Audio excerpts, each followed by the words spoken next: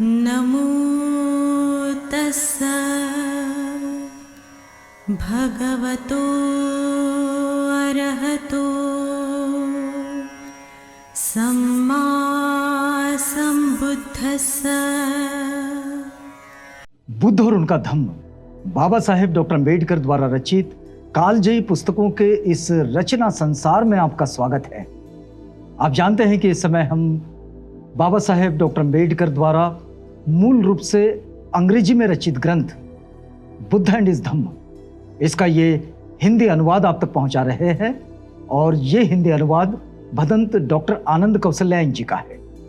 आइए इस कड़ी में आगे बढ़ते हैं। ये है द्वितीय कांड का 7वां भाग, और 7वें भाग में बाबा साहेब ने इस अध्याय को शीर्षक दिया है स्त्रियों की धम्म दीक्षा, और इसे छोटे शीर्षक के साथ उन्होंने लिखा है महाप्रजापति गौतमी, यशोधरा और अन्य स्त्रियों की धम्म दीक्षा। तो इस अध्याय के शीर्षक से हम इतना तो समझ चुके हैं कि बाबा साहेब इसमें जो चर्चाएं कर रहे हैं वो चर्चा महिलाओं के धम्म दीक्षाओं के संबंध में है। इस बात को थोड़ा सा समझिएगा। बाबा साहेब जब इस पूरे बुद्ध और उनका धम्म इस ग्रंथ को संकलित करते हैं, उसका संकलन करते हैं बौद्ध साहित्य की दृष्टि से, और आधुनिक समय में बौद्ध साहित्य लोगों तक पहुंचे इस दृष्टि से, तो उनका उद्देश्य ये भी बड़ा साफ है कि जिस वक्त में वो ये लिख रहे हैं वो ये बताना भी चाहते हैं कि हमारे यहाँ जिस तरह से स्त्रियों की उनका जो स्तर है, उनका जो दर्जा है, वो एक दोयम रखा गया है। स्त्रियों को उन परिवार की निर्णय प्रक्रिया में शामिल नहीं किया गया। और इस स्थिति में तथागत बुद्ध ने स्त्रियों के प्रति क्या दृष्टिकोण रखा था, और उन्हें भी बुद्धत्व प्राप्ति की प्रक्रिया में, पुरुषों के कांधे से कांधा मिलाकर काम करने की प्रक्रिया में, और स्त्री पुरुष समानता की प्रक्रिया में तथागत बुद्ध ने उन्हें कहां रखा था, इस बात को वे हम तक पहुंचाना भी चाहते हैं। तो आइए इस अध्याय में प्रवेश करते हैं। बाबा साहेब लिखते हैं कि जब सिद्धार्थ कपिलवस्तु लौटे तो शाक्य स्त्रियां भी संघ में प्रविष्ट होने के लिए उतनी ही उत्सुक थी जितने पुरुष। हमने पिछले अध्यायों में देखे कि पूरा का पूरा शाक्य राज परिवार ये तथागत के साथ उनके भिक्षु संघ के साथ हो लिया, और वो भिक्षु संघ में प्रविष्ट भी हुआ और उसने उपसंपदा भी ग्रहण की। और आगे चलकर हमने देखा है कि उनमें से कई ऐसे थे जिन्होंने अरहत्व को प्राप्त कर लिया, लेकिन एक बेहतर जीवन की ओर वे तथागत बुद्ध के पीछे हो लिए थे। यहाँ भी स्त्रियों के मन में भी यही बात चल रही है कि अगर पुरुषों को ये स्थान मिलता है, पुरुषों को भिक्षु संघ में प्रवेश मिलता है, तो स्त्रियों को क्यों ना हो। और फिर आगे बाबा साहेब लिखते हैं कि ऐसी स्त्रियां, इनकी अगुवाई स्वयं महाप्रजापति गौतमी की थी। महाप्रजापति गौतमी मतलब राजकुमार सिद्धार्थ की वो माँ, वैसे रिश्ते में तो मौसी है क्योंकि उन्होंने उनको जन्म भले ही न दिया था, लेकिन महाप्रजापति गौतमी ये महामाया के जाने के बाद राजकुमार सिद्धार्थ का उन्होंने ही ऐसे प्रतिपालन किया, ऐसा पालन पोषण किया एक बच्चे की तरह, और इसलिए वो उनकी माँ ही है। और ये ही इस समय इन स्त्रियों की अगुवाई कर रही है भिक्षुनी संघ में प्रवेश के लिए। अब मैंने नाम तो ले लिया भिक्षुनी संघ, इस वक्त बना नहीं है वो भिक्षुनी संघ, अभी यहाँ से ये शुरुआत होती है। जिस समय तथागत शाक्यों के न्यग्रोधाराम में ठहरे हुए थे, महाप्रजापति गौतमी उनके पास पहुंची और बोली, भगवान, यह अच्छा होगा यदि स्त्रियों को भी तथागत के धर्म और विनय के अनुसार प्रव्रजित होने की अनुज्ञा मिले। न्यग्रोधाराम में जब तथागत ठहरे हुए थे तो महाप्रजापति वहां पहुंची और तथागत से प्रार्थना की कि यदि स्त्रियों को भी यह अवसर मिले तो ये बड़ा अच्छा होगा, उन्हें अनुज्ञा मिलनी चाहिए। तथागत कहते हैं, गौतमी रहने दे, ऐसे विचार को मन में उत्पन्न ना होने दे। दूसरी और तीसरी बार भी महाप्रजापति गौतमी ने अपनी प्रार्थना दोहराई, लेकिन दूसरी और तीसरी बार भी उसे यही उत्तर मिला कि गौतमी रहने दे। अब महाप्रजापति गौतमी के लिए एक तो वो मां भी है, लेकिन यहां तथागत बुद्ध है, उनके सामने वो प्रार्थना कर रही है, लेकिन इस प्रार्थना को स्वीकारा नहीं जा रहा है। तब महाप्रजापति गौतमी बहुत दुखी हुई। स्वाभाविक सी बात है, दुख तो होगा कि स्त्रियों की अगुवाई करते हुए जो तथागत के पास एक छोटी सी प्रार्थना लेकर पहुंची कि भाई मुझे भी स्त्रियों को भी संघ में प्रविष्ट होने की अनुज्ञा मिलनी चाहिए, आज्ञा मिलनी चाहिए, अनुमति मिलनी चाहिए, लेकिन वो नहीं मिल रही, तो वो दुखित हुई और चिंतित भी हुई। उसने तथागत के सामने सिर झुकाया, आंखों में आंसू लिए रोती हुई चली गई। जब तथागत निगरोधाराम से चारिका के लिए निकल पड़े तो महाप्रजापति गौतमी और दूसरी शाक्य स्त्रियां इकट्ठा हुई और विचार करने लगी कि तथागत ने उनकी प्रार्थना स्वीकार न करने पर अब आगे क्या किया जाए।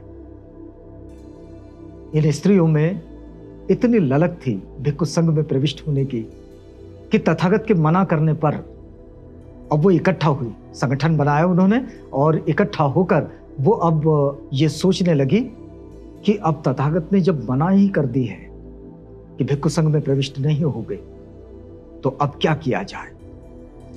बाबा साहेब आगे लिखते हैं कि शाक्य स्त्रियों ने सोचा कि वे तथागत के इस इनकार को उनका अंतिम निर्णय नहीं मानेगी। इनका निर्णय पक्का था कि भिक्षु संघ में जाना ही है। अब इन्होंने तथागत के उस निर्णय को अंतिम नहीं माना और ये किसी न किसी तरह तथागत को राजी कर लेगी, ऐसा इन्हें विश्वास हो गया। और उन्होंने ये भी निर्णय लिया कि वे एक कदम आगे जाएगी और स्वयं परिव्राजिका बनकर तथागत के सामने उपस्थित होगी। अब ये एक बड़े विद्रोह की बात है कि यदि तथागत हमें भिक्षु संघ में प्रविष्ट होने की इजाजत नहीं देते हैं तो स्वयं ही परिव्राजक बन जाएगी, स्वयं ही अपने केश वपन कर लेगी और काशाय वस्त्र के साथ तथागत के सामने उपस्थित हो जाएगी। तो ये एक विचार चल रहा है उनके सामने। और उसके अनुसार महाप्रजापति गौतमी ने अपने बाल काट लिए, काशाय वस्त्र पहना और दूसरी अनेक स्त्रियों को साथ लिए तथागत से भेंट करने के लिए निकल पड़ी। अब देखिए, सोचना ही क्या था कि इन्होंने उसको इंप्लीमेंट भी कर लिया और अपने केश वपन करके वो सीधे तथागत के सामने उपस्थित हो गई। अब उस समय तथागत वैशाली के महावन के कुटागार भवन में ठहरे हुए थे। आपने एक बात देखा होगा, तथागत किसी एक जगह पर रुके हुए नहीं है। वैसे उन्होंने बहुत लंबा समय गुजारा है श्रावस्ती में, अनाथ पिंडिक का जो जेतवनाराम था वहां पर, लेकिन पहले वो निगरोधाग्राम में थे और फिर वहां से निकलकर वे कुटागार भवन में चले गए। अब ये स्त्रियां वहां गई, धीरे धीरे अन्य स्त्रियों के साथ महाप्रजापति गौतमी वैशाली के कुटागार भवन में पहुंची और उस समय उसके पांव सूजे हुए थे और उन पर धूल चढ़ी हुई थी। स्वाभाविक सी बात है, महारानी है शाक्यों की, राजमहल से निकल पड़ी, केश वपन कर लिए, काशाय वस्त्र पहन लिए और पैदल चल रही है धूल में। तो जाहिर सी बात है कि पांव में सूजन आ गई, पांव पे धूल चढ़ गई और ऐसी स्थिति में वो तथागत के सामने उपस्थित हुई और उसने वहीं अपनी प्रार्थना की। कौन सी प्रार्थना? वही जो उसने उस समय की थी कि हमें भिक्षु संघ में प्रविष्ट होने की अनुज्ञा मिलनी चाहिए। जब तथागत निगरोधाराम में ठहरे हुए थे तो दोहराई थी, वही तथागत ने फिर से पूर्ववत वैसे ही उस प्रार्थना को अस्वीकार कर दिया। अब देखिए, इसमें तथागत की भूमिका को ठीक तरीके से समझना बड़ा जरूरी है। जब महाप्रजापति गौतमी ने केशवपन नहीं किए थे, वो साधारण वस्त्रों में तथागत के सामने उपस्थित हुई निगरोधाराम में, वहां भी तथागत ने उनकी प्रार्थना को अस्वीकार कर दिया। और जब वो केशवपन करके, बाल काट कर, जब काशाय वस्त्र धारण कर उनके सामने उपस्थित हुई और प्रार्थना दोहराई, उन्होंने उसे भी अस्वीकार कर दिया। अब प्रार्थना के दोबारा अस्वीकृत हो जाने से प्रजापति गौतमी बहुत खिन्न हो गई। यह भी स्वाभाविक है, लेकिन तथागत ऐसा क्यों कर रहे हैं, आगे देखते हैं। बाबा साहेब लिखते हैं, गौतमी बहुत खिन्न हुई और कुटागार के दरवाजे के बाहर जाकर खड़ी हो गई। वो नहीं जानती थी कि अब वो क्या करे। जिस समय वो इस प्रकार खड़ी हुई थी, आनंद ने कुटागार की ओर जाते समय उसे देखा और पहचान लिया। आनंद तथागत के वो भाई जो भिक्षु बन चुके थे और तथागत के साथ बिल्कुल उनके साये की तरह रहते थे। तो उनके साथ वो वहीं कुटागार के दरवाजे पर वो खड़ी थी और आनंद जैसे बाहर निकले तो उन्होंने देखा कि ये तो महाप्रजापति है।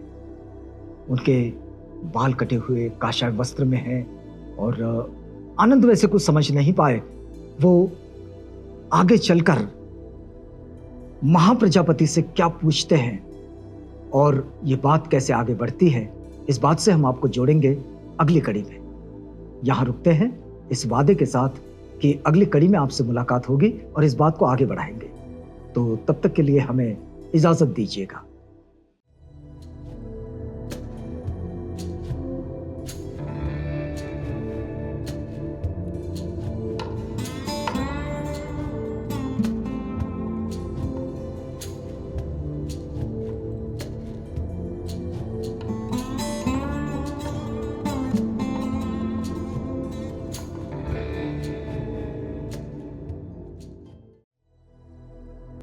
बुद्ध और उनका धम्म।